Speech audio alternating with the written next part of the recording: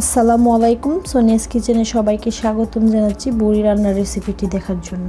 আজকে আমি আপনাদেরকে রান্না করে দেখাবো আমার খুবই প্রিয় একজন মানুষের পছন্দের রেসিপি। আশা করছি রেসিপিটি আপনাদের খুবই ভালো লাগবে। আজকের রান্নার জন্য এখানে নিয়েছি আমি 1 কেজি বুড়ি, আর এখানে গরুর বুড়ি নিয়েছি। আপনারা চাইলে খাসি অথবা মহিষের বুড়ি দিয়েও কিন্তু সেম ভাবে রান্নাটা করে নিতে পারেন। আর বুড়িগুলো বাজার থেকে নিয়ে এসে আমি খুব ভালোভাবে ধুয়ে পরিষ্কার করে নিয়েছি। তারপর এইগুলোতে আমি সামান্য হলুদ দিয়ে বুড়িগুলোকে ভালোভাবে সিদ্ধ করে নিয়েছি। আর সিদ্ধ করে নেওয়ার পর আমি আমার পছন্দ মতো ছোট ছোট কিউব করে কেটে নিয়েছি। বুড়ি রান্নার জন্য কিন্তু বুড়িটা একটু ছোট ছোট কিউব করে কেটে নিলে ভালো হয়, মশলাটাও খুব ভালোভাবে ঢুকে যায় আর বুড়িগুলো তাড়াতাড়ি সিদ্ধ হয়ে যায়। আপনারা চাইলে এর চাইতে আর একটু বড় অথবা এর চাইতে একটু ছোট করেও কেটে নিতে পারেন। আমার মনে হয় এর চাইতে ছোট না করাই ভালো, কারণ এই বুড়িগুলো যখন আমরা রান্না করব তখন বুড়িগুলো কিন্তু আরো অনেকটাই মিলিয়ে যাবে। বুড়ি রান্না করার জন্য আমরা সরাসরি চুলায় চলে এসেছি। আর এখানে প্রথমে আমি কোনো রকম বাগার না দিয়ে বুড়িটা রান্না করব, তাই একটি প্যানে আমি বুড়িগুলো ঢেলে নিয়েছি। এবার এতে দিয়ে দিচ্ছি আমি 1.5 কাপ পরিমাণ পেঁয়াজ কুচি। এখানে পেঁয়াজগুলো বাটার কোনো প্রয়োজন নেই, কারণ বেশ কিছুক্ষণ বড়িটা রান্না করার পর কিন্তু পেঁয়াজগুলো এমনিতেই গলে যাবে। 1 টেবিল চামচ দিয়ে দিচ্ছি রসুনের পেস্ট, 1 টেবিল চামচ আদার পেস্ট, মরিচের গুঁড়ো দিচ্ছি 1 টেবিল চামচ।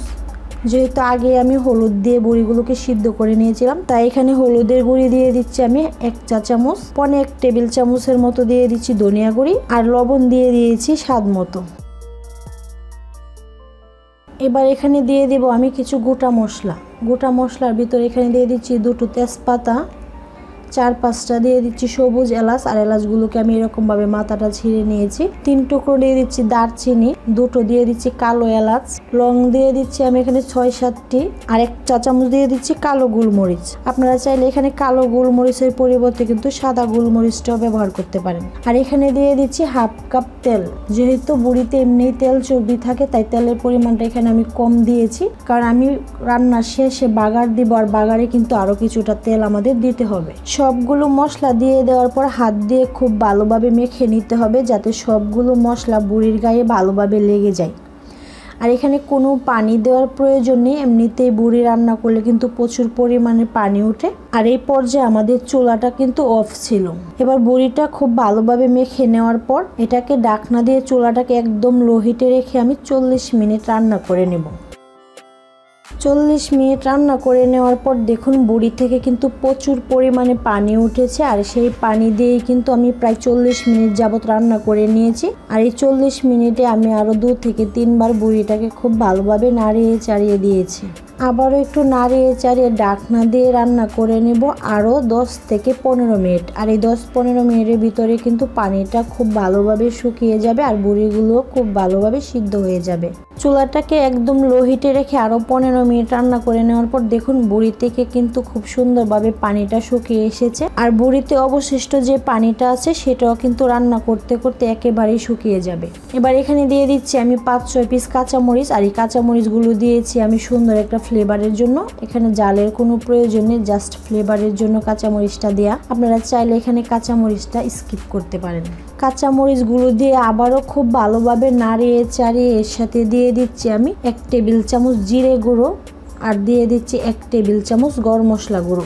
জিরে আর গরম মশলা গুঁড়োটা দিয়ে দেওয়ার পর খুব ভালোভাবে নাড়িয়ে চাড়িয়ে বুড়ির সাথে মিশিয়ে নিতে হবে, যাতে এর থেকে সুন্দর একটা স্মেল বুড়িতে ছড়িয়ে পড়ে। মশলাটা খুব ভালোভাবে নাড়িয়ে চাড়িয়ে মিশিয়ে নেওয়ার পর আবারও ঢাকনা দিয়ে আমি 5 থেকে 6 মিনিট রান্না করে নেব।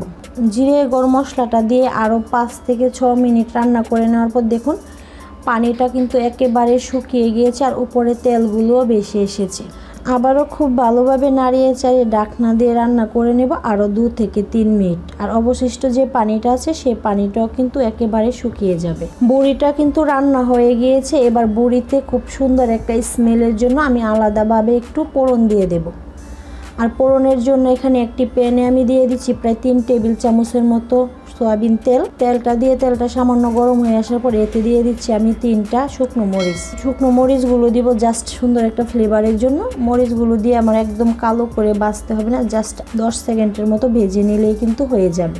মরিচগুলো সামান্য একটু ভেজে নেওয়ার পর এখানে দিয়ে দিচ্ছি হাফ কাপ পরিমাণ কিউব করে রাখা পেঁয়াজ। পেঁয়াজগুলো দিয়ে দেওয়ার পর খুব ভালোভাবে পেঁয়াজগুলোকে নাড়িয়ে চাড়িয়ে সামান্য ব্রাউন কালার করে ভেজে নেব। প্রায় 2 থেকে 3 মিনিট পেঁয়াজগুলোকে ভেজে নেওয়ার পর পেঁয়াজের সাথে আমি দিয়ে দিচ্ছি রসুন। আর এখানে আমি বড় কোয়ার যে রসুনগুলো আছে সেইগুলো নিয়েছিলাম। এখানে 6-7 কোয়া রসুন মাঝখান দিয়ে ফালি করে দিয়েছি। রসুনটা দিয়ে দেওয়ার পর রসুন আর পেঁয়াজগুলোকে আরো কিছুক্ষণ ভেজে নেব, যাতে রসুন থেকে খুব সুন্দর একটা স্মেল বেরিয়ে আসে। পেঁয়াজ রসুনগুলোকে 4-5 মিনিটের মতো ভেজে নেওয়ার পর এতে দিয়ে দিচ্ছি আমি 1 চিমটি পরিমাণে জিরা। আমরা যে নর্মাল জিরাটা খাই সেই জিরা দিয়ে দিচ্ছি।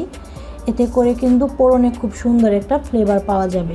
জিরাটা দিয়ে কিন্তু খুব বেশিক্ষণ ভাজতে হবে না, জাস্ট 20 সেকেন্ডের মতো ভেজে নিলেই হয়ে যাবে।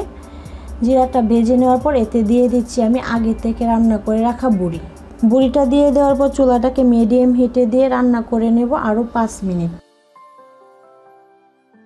চুলাটাকে মিডিয়াম হিটে দিয়ে আরও 5 মিনিট রান্না করে নেওয়ার পর আমাদের রান্নাটা কিন্তু কমপ্লিট। আর আপনারা যদি আরেকটু ভাজা খেতে চান তাহলে আরেকটু সময় নিয়ে ভেজে নিতে পারেন। আমার কাছে কিন্তু বুড়ি রান্না এরকম একটু গ্রেভি টাইপ হলেই খেতে বেশি ভালো লাগে। আর যেহেতু আমি প্রথমে আপনাদেরকে বলেছি যে আমার খুবই পছন্দের একজন মানুষের রেসিপি আমি আজকে তৈরি করব, তাই সে যেহেতু এরকম একটু গ্রেভি টাইপের খেতে পছন্দ করে তাই তার মতো করেই আমি আজকে রান্নাটা করে নিলাম।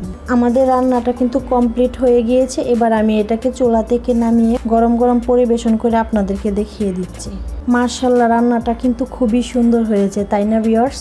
এবার এটাকে গরম গরম সাদা ভাত, পরোটা অথবা রুটির সাথে পরিবেশন করে নেওয়ার পালা। আর আমার আজকের এই বুড়ি রান্নার রেসিপিটা আপনাদের কেমন লেগেছে সেটা অবশ্যই কমেন্ট বক্সে কমেন্টস করে জানাতে ভুলবেন না। সেই সাথে আমার ছোট্ট চ্যানেলটি সাবস্ক্রাইব করে বেল বাটনটি প্রেস করে দিন।